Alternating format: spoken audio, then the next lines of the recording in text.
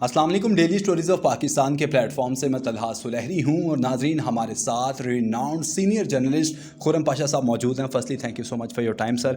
سر یہ بتائیں کہ یہ جو لاہور میں بدماشی کلچر ہے یہ کیسے ختم ہوگا؟ ختم تو نہیں ہو سکتا کمپلیٹلی، لیکن آپ اس کی روک تھام ضرور کر سکتے ہیں. اور بڑی اچھی بات کی آپ نے بدماشی کلچر کی. ایکچولی یہ ایک خطرناک کلچر ہے جس سے ہماری جو نیو جنریشن ہے بڑی انسپائر ہوتی ہے. لیکن میں تو یہ بات کروں گا کہ اگر کوئی بندہ کسی بدماش سے انسپائر ہے تو وہ تھوڑا سا پھر ہسٹری میں چلا جائے کہ جن لوگوں کا اس چیز کو فروغ دیا یا اس کا حصہ بنے رہے تو اینڈ ان کا رزلٹ کیا بنا ہے. قانون نافذ کرنے والے ادارے جو ہوتے ہیں نا ان کی آنکھیں بند نہیں ہوتی. جب وہ اپنی آئی پر آتے ہیں نا تو پھر ان کے آگے کسی بدماش کا زور نہیں ہے، نہ وہ کسی کی بدماشی پھر چلنے دیتے ہیں. اس میں بدقسمتی سے ہماری پولیس ماضی میں بھی وہ کردار ادا نہیں کر سکی جو اسے کرنا چاہیے. اور جب پولیس ایکٹیو ہوئی، بدماشوں کے خلاف ایکشن کیا تو سارے بدماش انڈر گراؤنڈ ہو جاتے ہیں. اور موجودہ حالات جو چل رہے ہیں ابھی بھی یہی صورتحال ہے، کیونکہ ابھی ریسنٹلی ایک بڑے اسٹرکٹ آرڈر آئے DIG آپریشن لاہور کی طرف سے، اور لاہور میں پھر ایک دفعہ بدماشوں کے خلاف جو نامی گرامی لوگ ہیں اور اکثر ان کی جو لسٹیں خفیہ اداروں کی طرف سے تیار کی جاتی ہیں ان کے خلاف پھر سے ایکشن شروع ہو گیا.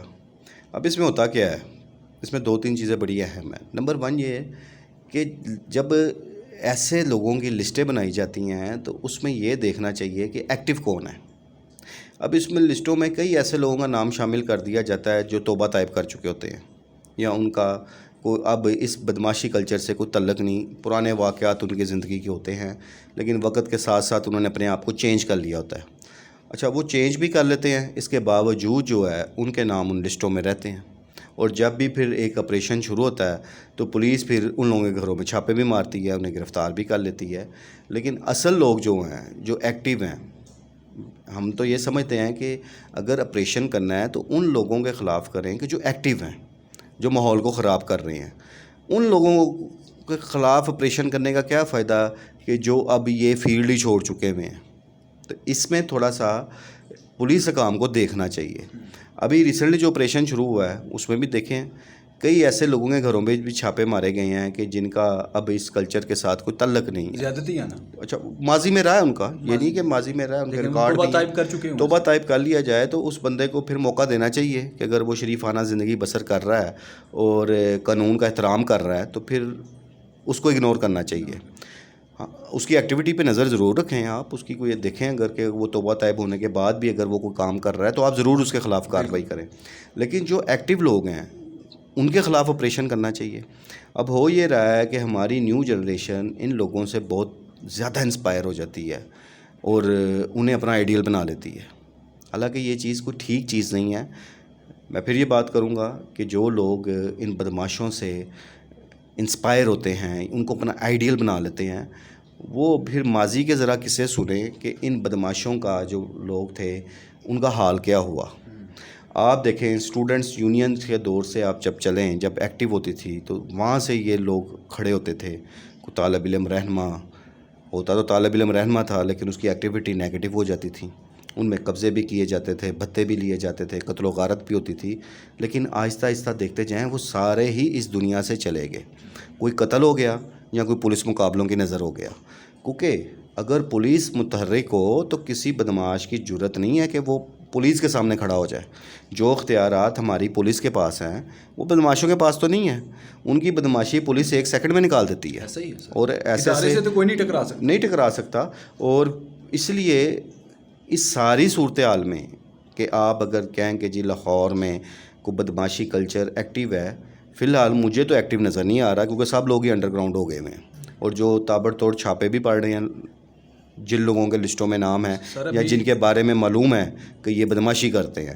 تو کوئی آپ کو اس وقت لاہور میں آپ کو نظر کوئی نہیں آئے گا. اگر کوئی ہیں بھی تو وہ سکون لے رہے ہیں, کہیں چھپ کے بیٹھے ہوئے ہیں, سامنے نہیں آ رہے ہیں, اپنی ایکٹیویٹی کو انہوں نے لمیٹڈ کر دیا ہوا ہے. سر یہ 2024 میں ہی پہلے امیر بلاج کا ہوتا ہے مرڈر, پھر اس کے بعد تیفی بٹ کا جو بہنوں یا جاوید بٹ ان کا مرڈر ہو جاتا ہے. تو یہ چیزیں یہ بدماشی کلچر کا ہی پارٹ ہے نا. یہ دیکھیں یہ دشمنیاں ہیں, لیکن دشمنی ہے, پھر دشمنی میں ہی پھر اس طرح گروپ بنتے ہیں. جی سر. اب جس طرح ان 2 گھرانوں کی دشمنی ہیں, اس طرح کئی اور بھی لوگ ہیں, گروپ ہیں جن کی آپس میں دشمنیاں ہیں. اچھا, ان دشمندار گھرانوں کی بھی پھر مجبوری ہوتی ہے کہ انہوں نے اپنے ساتھ لوگ اٹیچ کرنے ہوتے ہیں اپنی قوت بڑھانے کے لیے, اور ان سے تعلق رکھنے والے لوگ جو ہوتے ہیں وہ خام خواہی اپنے آپ کو بدماش بھی سمجھنا شروع کر دیتے ہیں.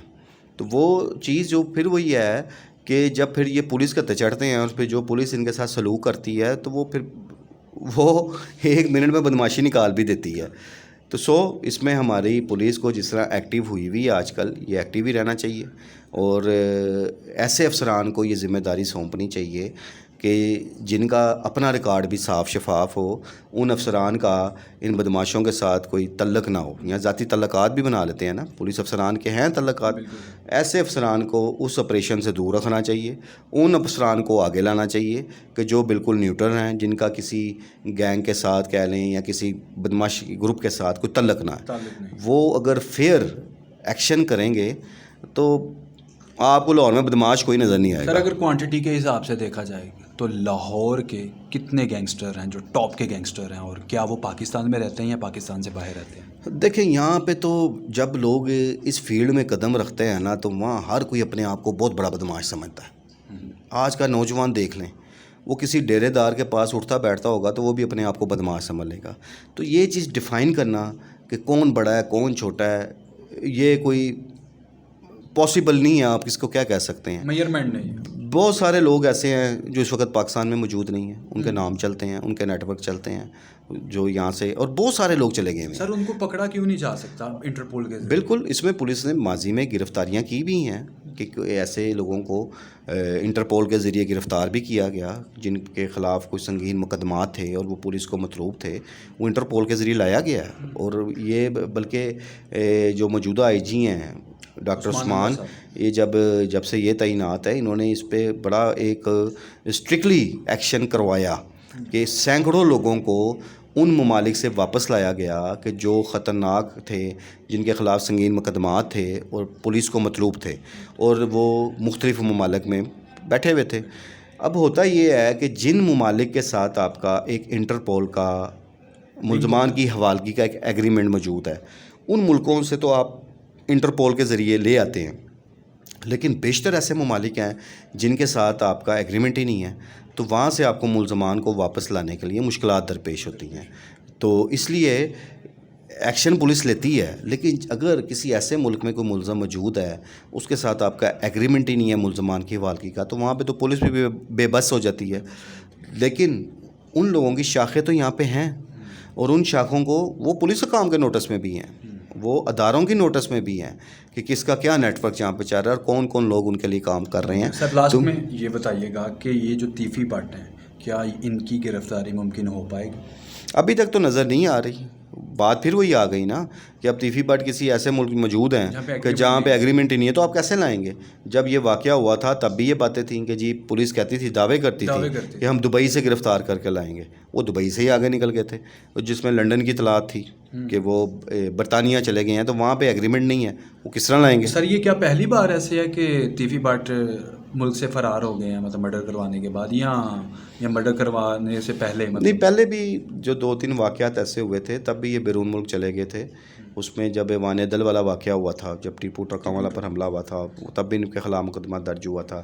پھر جب ٹیپو ٹرکاں والا خود قتل ہوا یہاں پہ لاہور ایئرپورٹ پہ, تب بھی جب ان کے خلاف, یہ پاکستان میں تھے یا پاکستان سے باہر؟ اس وقت بھی یہ پاکستان میں ہی تھے اور اس واقعے کے بعد ہی باہر گئے تھے.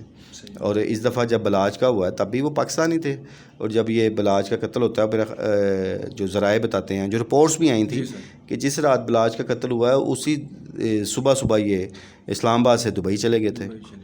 ठीक हो गया। Thank you so much for your time. जी तो नाज़रीन, आपने सीनियर सहाफ़ी खुर्रम पाशा साहब का इंटरव्यू मुलाहिज़ा किया। कमेंट सेक्शन में अपनी राय का इजहार कीजिएगा और हमारे channel daily stories of Pakistan को लाजमी सब्सक्राइब कीजिएगा। हमें दीजिए इजाज़त। अल्लाह निगहबान।